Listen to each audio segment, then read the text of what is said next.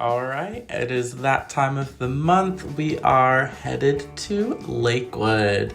So, once a month here in Cumming, Georgia, there is a large antique market held with tons of vendors, lots of old and new. They even have a outdoor section, which I always like to hit up first. You just never know.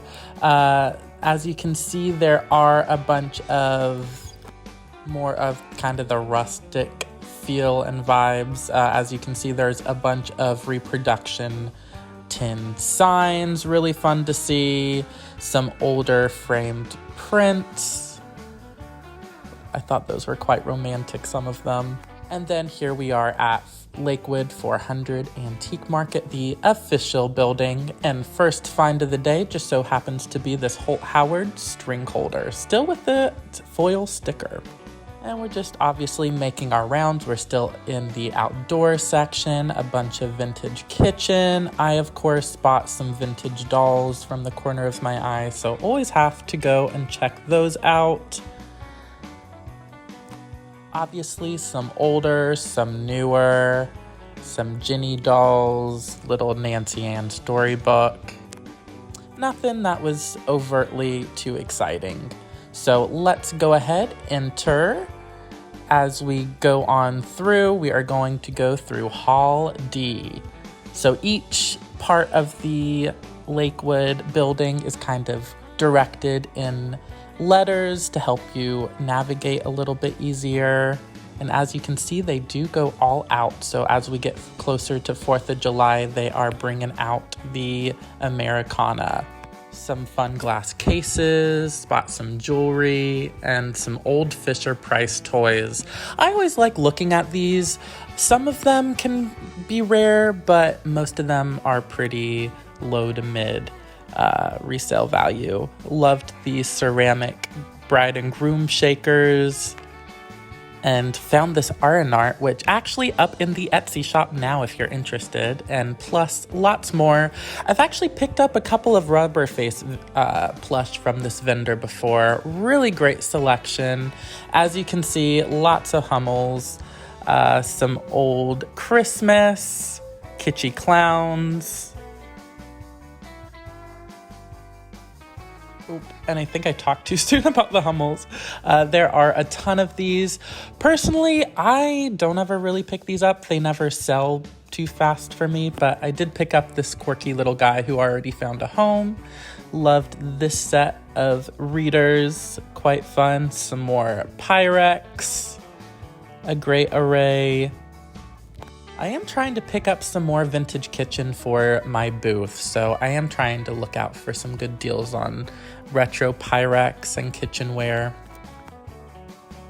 And of course, I love some figurines. Spot that guy.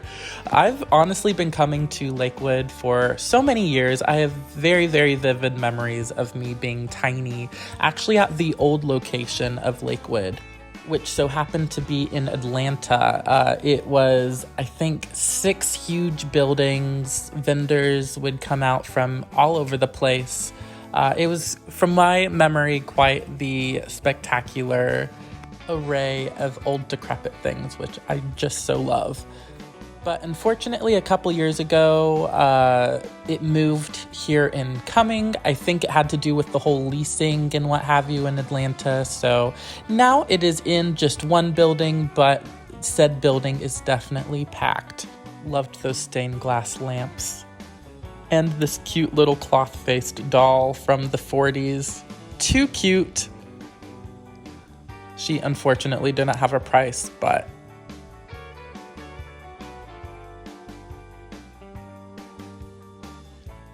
and obviously they have a ton of signs, which always is good. I have a few local reseller friends who do a lot of the old signs, which definitely can bring in some high ticket money depending on the old sign. But again, another fun overview. So actually what they do now is they leave their booths set up each month for the most part. As opposed to, I believe back in the day, they would take everything down and load it up for next month. So it is kind of nice that everything can stay up and intact, and definitely not so much work for the vendors, I am sure. Some cute little bone china cats. Other kitschy things, Hummels, we see them all over the place. And definitely loved this array of vintage hats. I've personally never been a hat person as of actually wearing them, but I've always admired them from afar, especially some of the old frilly church lady hats. I think those are always fun to see. Like the ones for the Kentucky Derby and what have you. But these are a bunch of fedoras, some cowboy hats. I'm not too versed in the whole hat game, so if anyone knows, you'll have to leave me a comment if you saw anything unique that maybe my eyes are just not trained for. But I do see a big-eyed print. I actually have the same one in my collection. Some 50s does Victorian, and probably the largest array of Life magazines I've ever seen. This was definitely magnificent. As you can see, all of them are dated by year. I mean, Kennedy's, Marilyn, I think I see Miss Audrey Hepburn in 1957. Yep. But the amount of time and energy it took for someone to go through all of these, just so cool. And then we are in the land of rugs. Well, part of the land. Rugs are definitely a common theme for both Lakewood and Scott. So if you're looking for a rug, I recommend. This piece was just too magnificent not to film. I loved the amount of wear it had. Oh, if I had the space. And of course, we are back to more vintage kitchen. So shout out to my friend Nate. We actually hit up Lakewood when he was in town visiting from Texas. But he definitely loved the vintage Pyrex section, which who doesn't? It's always fun to look at, even if you aren't into, collecting it yourself. Just some of the old prints, all of the colorways, really, really fun. And again, all of the little details of the Pyrex blocks, so much time and effort went into these array and displays. I absolutely adore them. Does anybody watching collect Pyrex? I know personally I collect the gooseberry and some of the spring blossom, but let me know if you collect any of it. Saw these old children's books, of course loved the graphics, and for some reason I've been really into cowboys lately. I don't know why. Some bisque dolls. I loved these little cake toppers, the old new stock. And of course we got Snoopy, some Peanuts, the Flintstones, and of course my favorite section, which just so happens to be the toys. And what do I spot from across the room? What do we have here? But of course we got some rubber face plush, which I love very, very much. Picked up this cute little Knickerbocker and the Rushton, which have already found homes. The Knickerbocker rubber face dog still on the Etsy though. And of course, going through some old Barbie clothes. Most of it is from the 80s. You got a few 70s pieces in there, here and there, but nothing really worth the while, and some repros. And of course, some Mommy Made and other bits, but nothing I ended up picking up.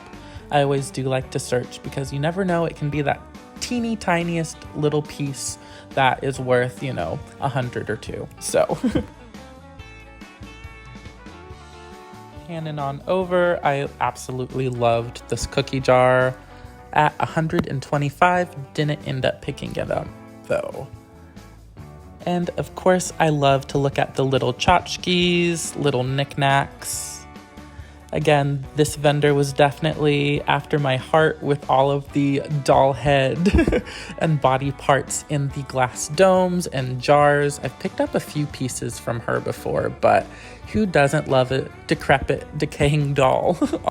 But anyways, showing off the last little bits and pieces, that really wraps it up. Future Cole insert here. Okay, hey YouTube, so I guess this will be the outro. I'm literally still here at Lakewood, but I did so good today. I'm really excited about everything I got. I thought I would just do a, I'm trying to kill a little bit of time before another antique store opens that's pretty close, so I thought I would just do a kind of show and tell of what I got. It can be a little bit of a hit or miss sometimes, but today was definitely a hit. So for the large item, let me like try to get it up here. It's a pinball machine and it's mermaids, like a beach kind of mermaid theme. Granted, it's missing its glass. It's, you know, it's kind of rougher for wear, but it's like intact and a mermaid for 30 bucks. So I was like, okay. You guys already know it's a good day when we find some rubber faces. Also, sorry you see my steering wheel. We're working with what we have. So I picked these guys up from the fellow toy vendor there. She always has a ton. I've picked up a few rubber faces from her before, but got a really nice price on these. Ended up paying $30 for the set. I mean, come on. I think this one is Knickerbocker. This one's actually in really good shape. And then obviously we have a Rushton. So, oh my gosh, Rushton Jack, I do believe. Part of the Jack and Jill set. I've actually never found this one in real life, so you know me, I'll end up fixing him up. And next, this one was a really fun one. Okay, let me turn on some air. It's a little hot.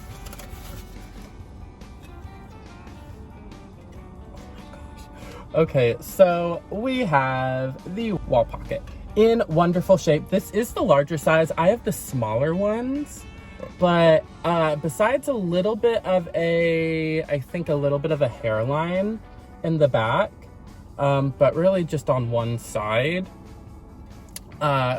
Really good pickup. And I also, from the same vendor who was wonderful, I ended up picking up a PY collector's guide. I do not have this one, and I have been really into anything PY as of late, just for the Kitsch. I mean, there we go. We got sunflower in there. Yeah, I love these.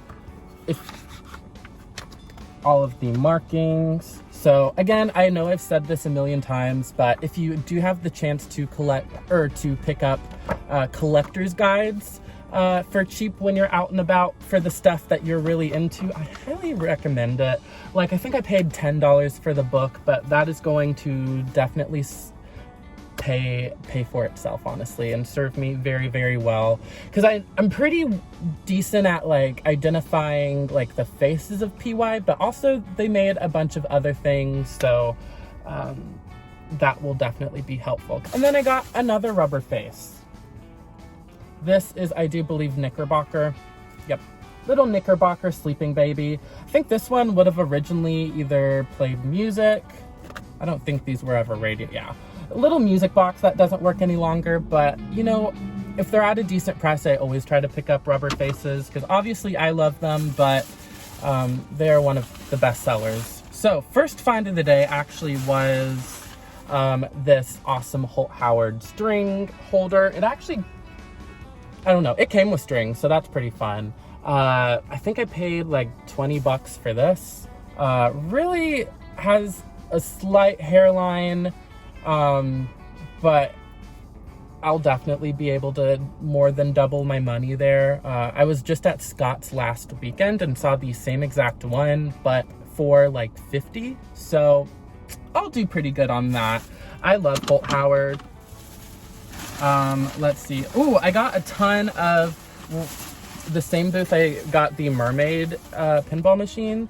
I got a ton of these little 60s made in Hong Kong anthropomorphic little bug pencil toppers. All of these are so stinking unique. I'll definitely probably have to keep at least one. I might keep the little pink one for myself, but really cute. A lot of doubles. I think just easy. Anything bug and kitschy related always does well. So next off, I got a little kind of weeble wobble. I don't know what to ever call these, but really fun. I love these. I collect like the big Nevelayashka ones, but this one is actually made in England by Pally Toy. But really unique. I liked the face on him. A Aranart mouse, and she does have her 2 babies. Now, I will say one of the babies does have a chip on it, but for the price I got the set at, I mean, is quite fair, I think, and I'll definitely be able to make a profit. Absolutely love anything Aranart. Just the mice, or the big mice in general, even without the babies, will go for a pretty penny. So I think that's it, you guys. So I am headed to Angry Mama's right now. It is another antique store here in Cumming, Georgia. So I'm going to go to that one, and then I'm going to go to the Green Bean Exchange, which is another favorite. So whenever I'm in this area, I really try to hit them up, go all out, see what I can find, because it is about a hour and 30+ minute drive here. Maybe a little bit more with traffic because I had to go through Atlanta this morning, but fun nonetheless. I'm really excited. I mean, I don't know what is my favorite. I mean, we started the day off great with the Howard little string holder. Then we went straight to the cute little Knickerbocker rubber face Aranart little weeble wobble guy. And then I found the wonderful sunflower wall pocket. And then we went straight to the pinball machine. And then the cute little bug creatures from the 60s, pencil toppers. And then we found the Rushtons and called it a day. So it's been a really good day here at Lakewood. So highly recommend, if you've never been to Lakewood, come on down. It is every month, at least once a month, right? Correct me if I'm wrong. But yeah, it's like a once a month kind of thing. And definitely, I went to Scott's Antique Expo last weekend. They're usually kind of back to back, and I don't know, they're both very different. I enjoy both of them. One of the vendors actually have booths at both, so you end up seeing them back to back, which is fun, and you get to build relationships with some of these sellers, and they get to know what you're looking for, and then they can bring in things. So I highly recommend coming out to these antique expos or what have you. I mean, I remember coming to I think it was Lakewood back in the day when it used to be at another location, but I have vivid memories of going with my mom, my aunt, and my 2 cousins, because my mom and aunt used to be super into antiques, because they used to do a lot of decorating and stuff. But I mean, still are, but I just have very, very vivid memories. Some of my earliest memories at Lakewood. You know, my first memories of me picking up the old troll dolls, which I have mentioned in the past. It's a very, very exciting, special time. I get to come back and see everything going on. Angry Mama's Antiques. So that will probably be in the next video. So I'm gonna end it. Thanks so much for watching, guys. I hope you enjoyed this video. Hope I filmed enough. I'm still trying to get back into the vlogging kind of shop with me, so bear with me. Again, I'm Cole at Kitschy Flower. Links, Etsy, everything in the bio. Go check it out, and until the next one, bye.